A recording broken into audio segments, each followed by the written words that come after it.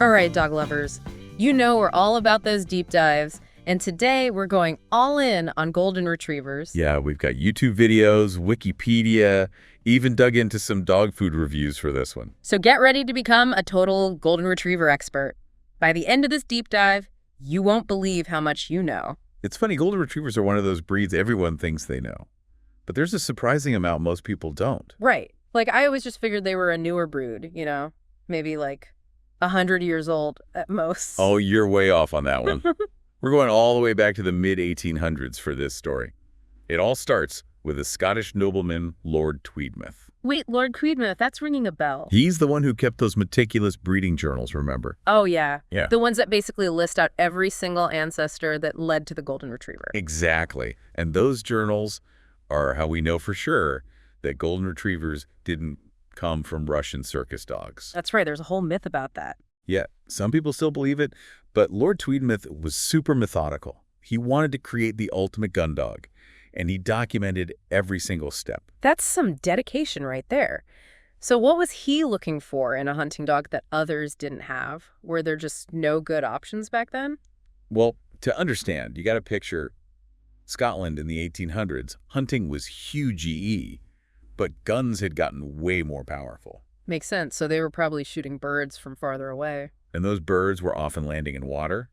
The retriever breeds they had at the time weren't really cutting it, not strong enough or something. Ah, so Lord Tweedmouth decided to take matters into his own hands. He was like, hold my monocle, I'll create the perfect gun dog myself. Pretty much. He was after a dog that was strong and athletic to handle those tough retrieves, but also gentle mouths so they wouldn't damage the game. So he wasn't just looking for a strong retriever. He wanted brains, ain't beauty. So how do you go from idea to, well, actual golden retriever? It all started with careful selection. Remember that yellow flat-coated retriever Noss mentioned in that Wikipedia article? He was key. Oh, yeah. Now-is a superstar in the making. Lord Tweedmouth basically spent generations combining different breeds, honing in on the exact traits he was after. And I'm guessing that's where the golden in golden retriever comes into play. You got it. He specifically favored dogs with yellow or golden coats, figuring those shades blended in well while hunting in Scotland. Makes sense. Camouflage ND style. And here's a fun fact. The original breed standard only recognized yellow and gold, no cream. Wait, seriously, but cream-colored Goldens are super common now. They didn't become officially accepted until much later.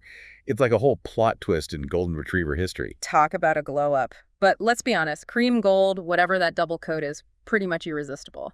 But it's got to be about more than just looks, right? It's definitely functional. That double coat is like the ultimate weatherproofing for Scotland's chilly, often wet climate. Ah, right. Those Scottish locks aren't exactly known for being tropical. Exactly. That dense undercoat is like a built-in sweater, while the outer layer is all water repellent, keeping them warm even when they're soaking wet. Okay, that makes perfect sense. But what about those like extra fluffy Goldens you see at dog shows? Their coats are like a golden waterfall. Ah, you're talking about the difference between show lines and working lines. Is that what that is? Yeah. Years of breeding for specific traits have kind of created these separate branches within the breed. Show lines prioritize that glamorous flowing coat. Which totally explains why those dogs look like they're walking the red carpet. Exactly.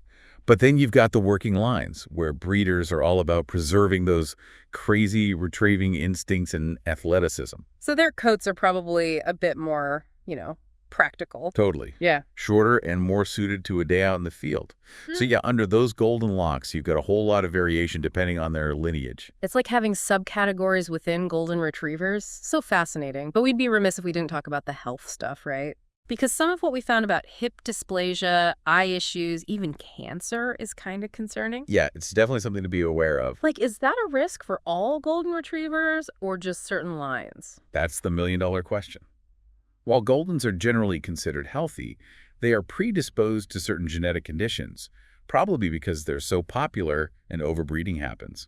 Makes you think. One big one is hip dysplasia, which can be rough, affects the hip joint, can lead to arthritis. Especially tough since they're usually so active. And what about those eye problems? I think we saw something about cataracts being common. Yeah, sadly, cataracts are more frequent in Goldens. And it's always hard to talk about, but cancer is also a concern. Some research suggests they might be at higher risk than other breeds. Okay, that's a lot to digest, especially if, you've always dreamed of having a golden retriever. So what can people do if they want to make sure they're getting a healthy puppy? The key is finding a responsible breeder. I can't stress that enough. And I don't just mean someone who breeds for looks. It's about finding someone who truly prioritizes the health of their dogs. Right, so they should be doing those screenings for health issues. Exactly. Like a good breeder will show you health clearances from organizations like OFA, that's the Orthopedic Foundation for Animals. Oh, yeah, I've heard of them. They do a lot of work with hip health, right? Exactly. And eye exams are super important too. You want to see certifications from SURF, the Canine Eye Registration Foundation. Basically, a responsible breeder will be transparent about everything they should be your partner in, making sure your golden lives a long, healthy life. That's really good to hear. So there are things to watch out for, but responsible breeding makes a huge difference. Okay, but let's get to the good stuff. That golden retriever personality. They're like the poster dogs for being big goofballs, right? Always happy, always down for a game of fetch. It's true. They're basically furry sunshine on four legs. And it's no coincidence either, right? They were bred to be that way. You're remembering, they were literally bred to be people pleasers. So, being eager to learn, super trainable, craving human companionship, it's basically in their DNA. It all makes sense now. No wonder they're considered such great family dogs. I think one of those YouTube videos even called them nanny dogs because they're so gentle with kids. Yeah, that's a pretty common nickname for them. That tolerant and playful nature does make them awesome with kids. But, and this is a big but, Uh-oh, there's always a but. it's important to remember that no dog, no matter how gentle or sweet, is born knowing exactly how to behave. Right, you can't just assume. Early socialization is key for any puppy, but it's extra important for breeds that are as energetic and social as golden retrievers. So lots of positive exposure early on. Makes sense. But back to that whole gentle thing. I'm curious, are golden retrievers really cut out to be guard dogs?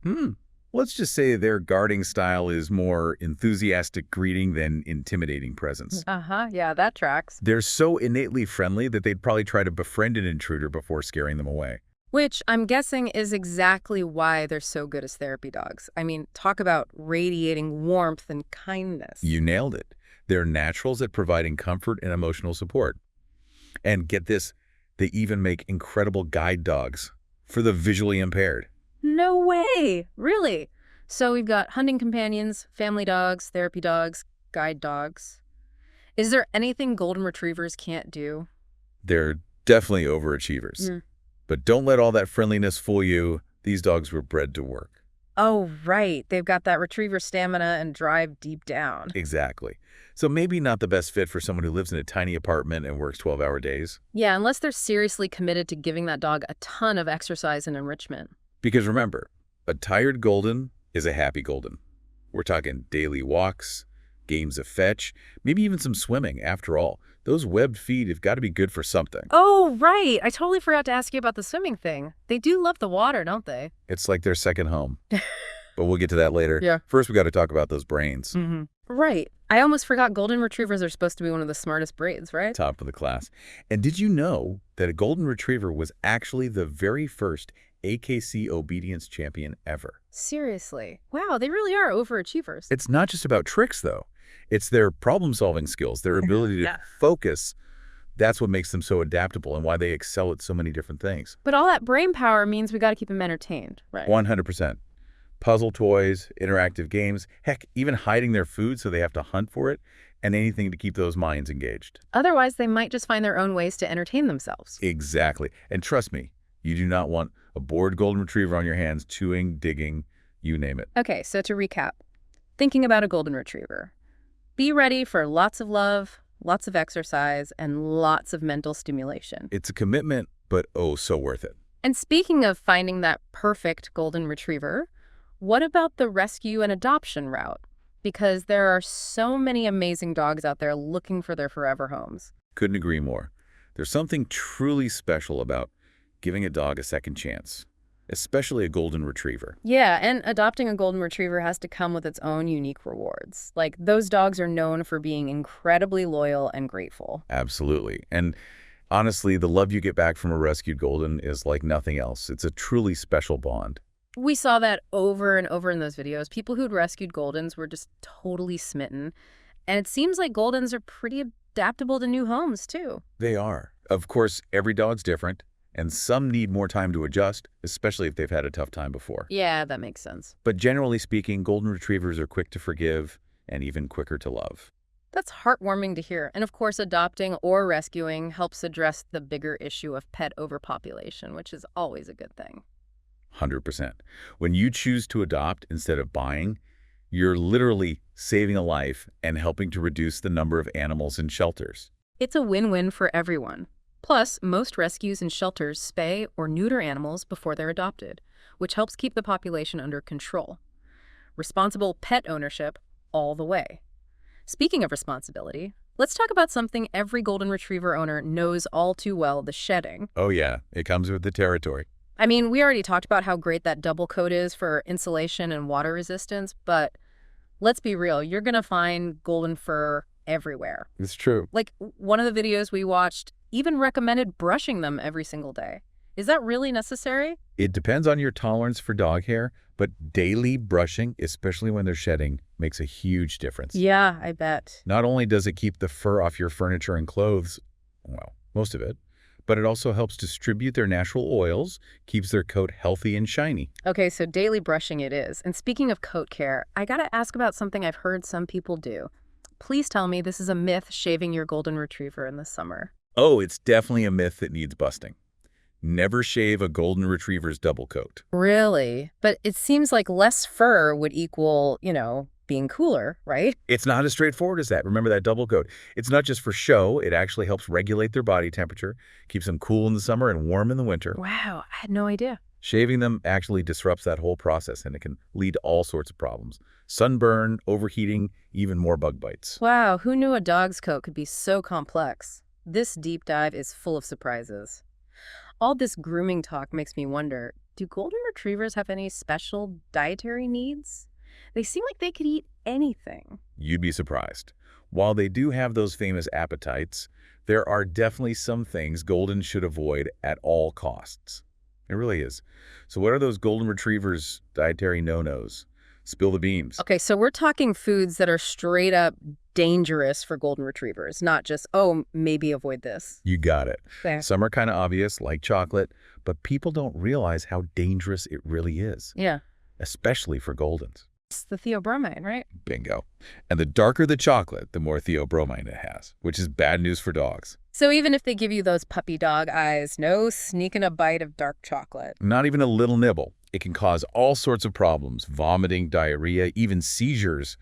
In really bad cases, it can even be fatal. So yeah, keep the chocolate far, far away. Okay, noted. What else is on the danger list? Grapes and raisins. Those surprise me. Really? They seem so harmless. I know, right? But even a small amount can cause kidney failure in dogs. Kidney failure from grapes. That's scary. It really highlights how careful we have to be with what we let our furry friends munch on. And here's another one that might surprise you. Onions and garlic. Wait, so not even a little bit of onion powder in their food? It's always better to be safe than sorry. But, what's so bad about onions? They have these compounds that can actually damage red blood cells. And over time, that can lead to something called hemolytic anemia. So it's not just about an immediate reaction, it's about long-term health effects, too. You got it. And while we're on the topic of potentially dangerous foods, we gotta talk about bones. Bones. But dogs love bones. Isn't that like a classic dog thing? It is, but here's the thing. Cooked bones are a big no-no. They can splinter easily, which is a major choking hazard. Oh, right. I've heard that before. Worst case, those splinters can even puncture their intestines or stomach. Definitely not good. So cooked bones are out, but what about raw bones? I've heard those are okay. Raw bones are a bit of a gray area. They're less likely to splinter, which is good, but there's still the risk of bacterial contamination. So maybe not worth the risk, huh? Probably not. There are so many safe and durable chew toys out there these days that satisfy a dog's natural urge to gnaw without the risks. True. So many better options. Okay, so chocolate, grapes, onions, cooked bones. What else was in that YouTube video? It mentioned a couple other things too, right? Yeah, it also mentioned macadamia nuts and avocados as potentially dangerous for dogs. Interesting. I never would have thought of those. Why those? What makes them harmful? Macadamia nuts can cause all sorts of weird reactions, weakness, tremors, even temporary paralysis. Hmm. And avocados, well, we're not totally sure what the culprit is, but they can lead to vomiting, diarrhea, even heart problems. Sounds like those are best left off the menu entirely. Agreed.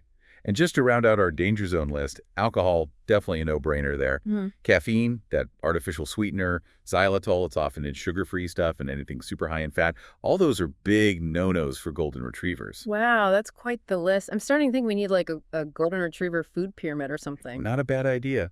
But seriously, they have their sensitivities, and those big appetites can get them into trouble if we're not careful. It's on us, they're humans, to make sure they're eating right. You said it before, knowledge is power. We're arming ourselves with all the info to keep our furry friends safe. But let's shift gears a bit and talk about something more positive, actually picking out the right food for our Goldens. Because we've got that article here listing the top-rated dog food brands, and let me tell you, there are a lot of options. I know, it's overwhelming, but it helps to break it down, right? Focus on what golden retrievers specifically need. Okay, so what are those key things to look for in a dog food for a golden retriever? What makes them different from other breeds? Well, we know they're prone to obesity, right? So finding a food that's not a calorie bomb is huge. It's all about balance. Right, you don't want to turn them into couch potatoes. Those lean, athletic builds are part of what makes them such great dogs. Exactly. And because they're so active, protein is key. So they need enough to maintain those muscles and keep up their energy levels. Exactly. Look for a good protein source on that ingredient list and make sure it's appropriate for their age and how active they are. Makes sense. This article mentions different types of food, kibble, wet food, even raw food. What's the deal with all that? Honestly, a lot of it comes down to personal preference. And sometimes it's even about what agrees with your dog's stomach. Some Goldens do great on kibble. Yeah, it's like the standard dog food. Total classic. But others need something that's a bit easier to digest, like maybe a wet food or a dehydrated option. It can be a bit of trial and error, especially if your Golden has a sensitive tummy. Good to know. And what about those grain-free foods? Those seem to be everywhere these days. Are those better for golden retrievers? Honestly, that's a question for your vet. Some Goldens do have allergies. Oh, right. So in those cases, a grain-free diet or maybe one with limited ingredients can be really helpful. But it's not a one-size-fits-all thing. Exactly. Talk to your vet, get their take on what's best for your pup. They'll know what's up. This article also mentioned something about feeding Goldens for joint health, which I thought was interesting. Yeah, that makes sense, especially with hip dysplasia being a concern for the breed. Right. You want to support those joints as much as possible. So what should people look for in a food to give their Golden's joints a little extra love? Glucosamine and chondroitin are the magic words. Those nutrients are great for healthy cartilage and joint function. Ah, so it's like giving their joints a little extra cushion. I like it. And what about omega-3 fatty acids? Aren't those good for pretty much everything? They're amazing for golden retrievers, too. They help with a healthy coat and skin, super important with all that fur, and they also fight inflammation. Which is a bonus if they have any joint issues. Exactly. Okay, so we've got protein, joint support, omega-3s. Anything else to keep in mind when we're browsing those dog food aisles? Don't forget about those picky eaters. Wait, picky eaters in a breed known for having bottomless stomachs. It's true. Some golden retrievers, as much as they love food, can be picky. It's like they develop a taste for the finer things. Maybe they got spoiled on table scraps or gourmet dog treats. Maybe. And then they turn up their noses at regular dog food. So what do you do if you've got a picky golden on your hands? It might just take some experimenting. Try a few different brands or flavors, see what they like. And again, your vet can be super helpful here. They really are the ultimate resource. Okay, so once the food situation is sorted, what about all that golden retriever energy? These dogs were bred to work. They need some serious playtime, right? Oh, absolutely. And it's not just about them burning off steam, although that's definitely important. Playtime is crucial for their mental well-being, too. Makes sense. So what are their favorite ways to get that energy out, besides the obvious fetch? Well, they don't call them retrievers for nothing. Fetch is a classic for a reason. It taps into their instincts and really tires them out. My arm gets tired just thinking about throwing a ball that many times. I hear you. But honestly, you can play fetch with a golden retriever almost anywhere in the park, your backyard. What about in the water? Don't golden retrievers love to swim? Oh, they were born to swim. Those web feet and water-repellent coats are no accident. Right, so a trip to the lake or the beach is basically doggy heaven for a golden retriever. 100%. Just remember to supervise them around water, especially when they're puppies. And you might even want to consider a life jacket if they're not strong swimmers. Safety first, always good advice. So, besides fetch and swimming, what other games are golden retrievers obsessed with? Oh, they're up for anything. Tug-of-war is always a hit. Chasing toys, always a classic. What about going for a hike? Are they good hiking buddies? The best. They're like built-in adventure companions. Just remember to consider their age and energy level before you set out. Right, a puppy's gonna have way more stamina than a senior dog. Exactly. That senior golden might prefer a nice leisurely walk in the park over an intense frisbee session. It's all about finding what works for your dog. Exactly. And no matter what their age or energy level, one thing's for sure, all golden retrievers thrive on love, attention, and of course, plenty of playtime. It's like a recipe for a happy golden retriever and a pretty happy owner, too. Absolutely. There's a reason why golden retrievers are always ranked as one of the most popular breeds. Yeah. They really are amazing companions. After spending all this time learning about them, I'm even more convinced of that. But before we get totally lost in their wonderfulness, we do have to remember that owning a golden retriever, or any dog for that matter, is a responsibility. 100% agree. It's not just about how much joy they bring to our lives, although that's definitely a huge part of it. So what are some things potential owners should really think about before they welcome a golden retriever into their lives? First and foremost, be honest with yourself about your lifestyle. Are you active enough to keep up with a golden retriever? Do you have the time to commit to training, grooming, all that good stuff? Because it's not just about having a beautiful dog, it's about providing for their needs. You got it. You're not just getting a pet. You're adding a new member to your family. And like any family member, they deserve love, respect, and a lifetime commitment. Owning a dog is not something to take lightly. Absolutely not. But if you're prepared to put in the work, the rewards are incredible. Golden retrievers really do have this way of making our lives better. And I don't just mean in they're cute and cuddly way. It's deeper than that. Way deeper. Okay. It's that loyalty, that ability to make you feel loved and appreciated no matter what's going on. They have that knack for worming their way into your heart and becoming part of the family. They're the kind of dogs who greet you at the door like you're a war hero, even if you just went to grab the mail. And they're always up for an adventure, whether you're hiking a mountain or just snuggled up on the couch. And they just know somehow when you're feeling down and need a good cuddle or a distraction. It's like they have a sixth sense for it. It's that unconditional love and loyalty. That's what sets them apart. And that's why they're called heart dogs, right? Because they steal a piece of your heart. Exactly. But as with any breed, there are some misconceptions and myths about golden retrievers out there. Oh, yeah, like that whole thing about them originating from Russian circus dogs. Exactly. Glad we cleared that one up. Busted that myth wide open. But what other golden retriever myths are floating around? One is that they're all naturally well-behaved.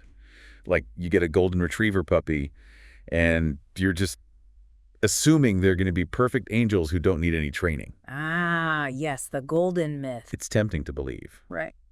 They are smart and eager to please, which makes training relatively easy. But they're still dogs. Exactly. And all dogs need training. Consistent training and socialization are essential for any breed, Goldens included. Otherwise, you could end up with a very large, very untrained, very enthusiastic dog on your hands. And that's a recipe for trouble. So yeah, training is key, even for a breed that's as naturally well-behaved as the Golden Retriever. It's about setting them up for success. So obedience training, potty training, the basics are important. But you also mentioned mental stimulation being really important for Goldens. Oh, absolutely. Because those brains need a workout too. Right. We talked about puzzle toys, hiding their food, anything to keep them engaged and thinking. You got it. A bored Golden Retriever can very quickly become a destructive Golden Retriever, and nobody wants that. Speaking of things nobody wants, there's another Golden Retriever myth. We should probably debunk the idea that they don't get separation anxiety. Oh yeah, that one's a biggie. People think, oh, Golden Retrievers are so adaptable, they'll be fine if I leave them alone for hours. But that's not really true, is it? Not necessarily. Golden Retrievers are incredibly social. They crave human companionship. It's in their DNA.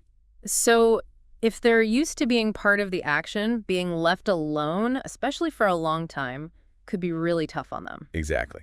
And that can lead to separation anxiety, which can be stressful for both you and your dog. So it's all about setting them up for success.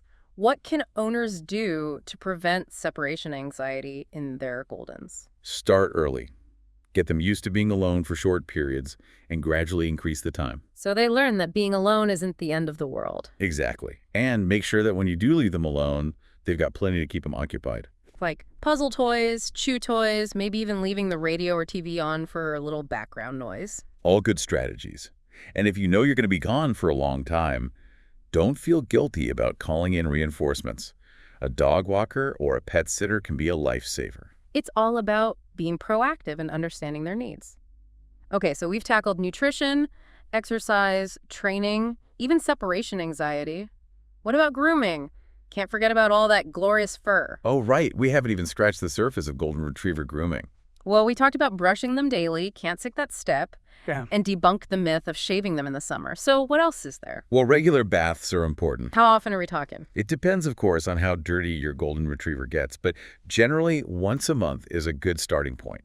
And what about their nails? Nail trims are crucial. Long nails can be really uncomfortable and can even mess up their gait.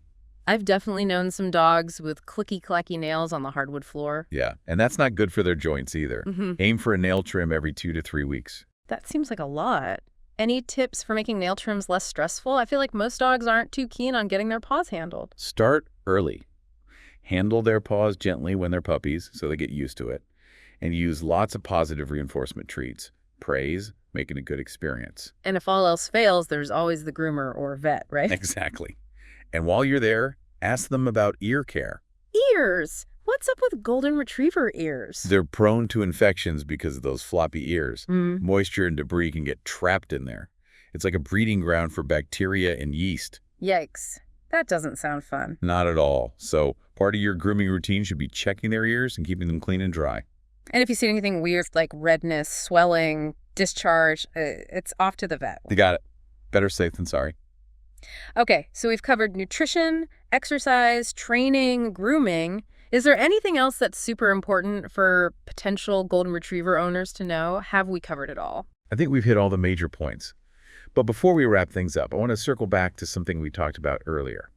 That incredible bond between golden retrievers and their humans. Ah, yes. That special something that makes these dogs so much more than just pets. Exactly. It's that unshakable loyalty, that pure joy they bring to our lives. It's what makes them so extraordinary. It really is amazing how such a seemingly simple dog can have such a profound impact on our lives. Right. They just have that way about them. So as we wrap up our golden retriever deep dive, I'm curious what's sticking with you. What surprised you the most about this breed? Was it Lord Tweedmouth and his quest for the ultimate hunting companion? Who knew someone could be so meticulous about breeding dogs back then? I know, right? His dedication is impressive.